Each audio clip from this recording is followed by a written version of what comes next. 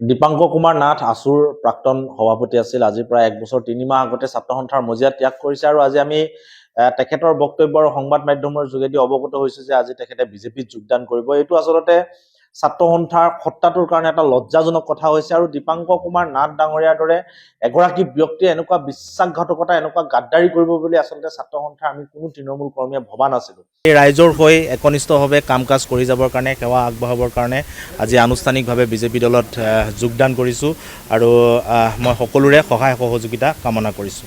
এতিয়া আচলতে ৰাইজে ছাত্ৰ সন্থাক প্ৰশ্নবান কৰিছে বিভিন্ন সময়ত। আমাৰ তৃণমূল কৰ্মীসকলে আমি সকলোৱে প্ৰশ্নৰ সন্মুখীন হৈছোঁ আৰু যিগৰাকী ব্যক্তিয়ে ডিঙিৰ সুৰ ফুলাই কা আন্দোলনৰ সময়ত দল খুলিছিল, বিকল্প সন্ধানৰ কথা কৈছিল, সেইগৰাকী ব্যক্তিয়ে আজি পাভলুটি মাৰি বিজেপিত যোগদান কৰিছে। ইয়াতকৈ আচলতে জাতীয় গাদ্দাৰ আৰু কোনো থাকিব নোৱাৰে। গতিকে এইগৰাকী ব্যক্তি যিটো পাভলুটি মাৰিছে ইয়াৰ শিক্ষা নিশ্চিতভাৱে এটা সময়ত ৰাইজে দিব আৰু এই কথা বতৰাবিলাকে ছাত্ৰ সন্থাৰ গোটেই গাত কালিমাহ আনিছে। গতিকে এইগৰাকী ব্যক্তি আছু অবিহনে এগৰাকী শূন্য ব্যক্তি, প্ৰাক্তন ছাত্ৰ সন্থা বা প্ৰাক্তন আছু নেতা বুলি যদি তেখেতৰ এটা ডেজিগনেশ্যন নাথাকে তেনেহলে তেখেত এটা ডাঙৰ শূন্য। গতিকে এইগৰাকী ব্যক্তিক লৈ কোনো ধৰণৰ আচলতে আমি চৰ্চা কৰিব বিচৰা নাই। এইগৰাকী ইতিমধ্যে জাতীয় গাদ্দাৰ হিচাপে পৰিচিত হৈছে। অনাগত দিনত শ্বহীদৰ 5জন কা আন্দোলনৰ শ্বহীদ সমগ্ৰ অসমবাসী ৰাইজ তৃণমূল কৰ্মীৰ আচলতে অভিশাপে তেওঁক চুব।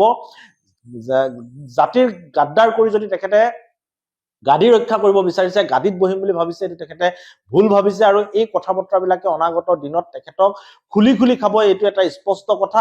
আৰু মই এই মুহূৰ্তত এটাই আহ্বান জনাব বিচাৰিছো যে কোনো ছাত্ৰ সন্থাৰ কৰ্মকৰ্তাৰ লগত আলোচনা কৰি, কোনো ছাত্ৰ সন্থাৰ কৰ্মকৰ্তা সভাপতি সম্পাদকে হওক কাৰো লগত এই বিষয়ে তেখেতে কেতিয়াও আলোচনা কৰা নাই। কাৰণ তেখেতে বহুদিন ছাত্ৰ সন্থা কৰিছে, কাৰো লগত আলোচনা নকৰাকৈ এই কাম কাজবিলাক কৰিছে। গতিকে এই কথা বতৰাবিলাক যদি ছাত্ৰ সন্থাৰ লগত আলোচনা কৰিছো বুলি কয় তেনেহলে এইবিলাক তেওঁৰ পলাপ হ'ব। এই কথা বতৰাবিলাক নকবৰ কাৰণে আমি আহ্বান জনাইছো। নিজৰ ব্যক্তিগত স্বাৰ্থৰ কাৰণে যিহেতু গৈছে, ব্যক্তিগত স্বাৰ্থক উদ্ধত ৰাখক, ছাত্ৰ সন্থাৰ সত্তাটোৰ গাত কালিমাহ আনিবলৈ চেষ্টা নকৰিবৰ কাৰণে আমি আহ্বান জনাইছো। আৰু আমাৰ তৃণমূল কৰ্মকৰ্তাসকলে যাতে কোনো কাৰণত মন নাভাঙে, কাৰণ আমি দীপাংকৰ নাথৰ মুখলৈ চাই ছাত্ৰ সন্থা কৰি থকা নাই। দীপাংকৰ নাথ মানে ছাত্ৰ সন্থা নহয়, ছাত্ৰ সন্থাৰ এটা সত্তাটোক ব্যৱহাৰ কৰি দীপাংকৰ নাথে আজি এই পাভলুটিটো মাৰিছে। গতিকে এই কামটো অনাগত দিনত যাতে কোনেও নকৰে তাৰ প্ৰতি আমি ছাত্ৰ সন্থাৰ প্ৰতিগৰাকী কৰ্মকৰ্তাই এতিয়া চকু ৰাখিম। এটা দীঘলীয়া ৰাইজৰ লগত বিভিন্ন সময়ত থাকি সংগ্ৰাম কৰি ছাত্ৰ সন্থাৰ মজিয়াত থাকোঁতে ৰাইজৰ হৈ বিভিন্ন ধৰণৰ কাম কাজ কৰিলোঁ। মজিয়াৰ পৰা অব্যাহতি লোৱা প্ৰায় 1 বছৰ 7 মাহমান হ'ল।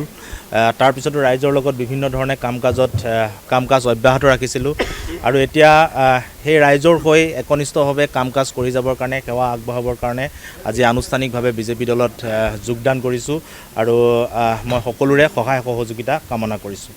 আচলতে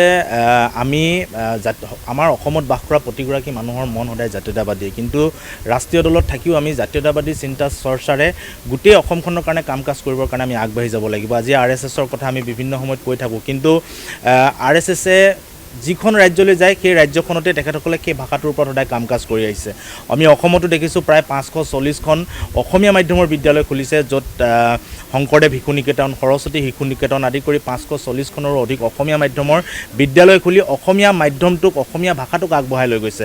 অন্যথা আজিকালি অসমীয়া মাধ্যমৰ চৰকাৰী বিদ্যালয়বিলাকত পঢ়িবৰ কাৰণে ছাত্ৰ ছাত্ৰী শিক্ষাৰ্থীৰ অভাৱ হৈছে, য'ত RSSৰ নেতৃত্বত সেই বিদ্যালয়বিলাকে অসমৰ গাঁৱে ভূঞে চহৰে নগৰে তেখেতসকলে অসমীয়া মাধ্যমটোক আগবঢ়াই লৈ যাবৰ কাৰণে চিন্তা চৰ্চা কৰিছে। গতিকে এইটো এটা অসমীয়া জাতীয়তাবাদ বা অসমীয়া ভাষাটোক আগবঢ়াই লৈ যোৱাৰ কাৰণে, অসমীয়া ভাষাটোক শক্তিশালী কৰাৰ কাৰণে এটা চিন্তা চৰ্চা। গতিকে এই গোটেই কথা বতৰাবিলাকৰ প্ৰতি চাই চিতি ৰাইজক সেৱা কৰিবৰ কাৰণে মনত যিবিলাক চিন্তা চৰ্চা আছে, মন মগজুত যিবিলাক চিন্তা চৰ্চা আছে, এই কাম কাজখিনি কৰি যাবৰ কাৰণে বৰ্তমান সময়ত উন্নয়নমুখী কাম কাজত জড়িত নৰেন্দ্ৰ মোদীৰ মাননীয় প্ৰধানমন্ত্ৰী নৰেন্দ্ৰ মোদীৰ নেতৃত্বত আৰু অসমত ডক্টৰ হিমন্ত বিশ্ব শৰ্মাৰ নেতৃত্বত যিখিনি আচলতে উন্নয়নমূলক কাম কাজ হৈছে, সেই উন্নয়নমূলক কাম কাজখিনি সহযোগিতা আগবঢ়াবৰ কাৰণে আৰু নিজৰ যিবিলাক চিন্তা চৰ্চা আছে সেই চিন্তা চৰ্চাবিলাকেৰে ৰাইজৰ মাজত সেৱা আগবঢ়াই যাবৰ কাৰণে আজি এই আনুষ্ঠানিকভাৱে যোগদান কৰিছোঁ।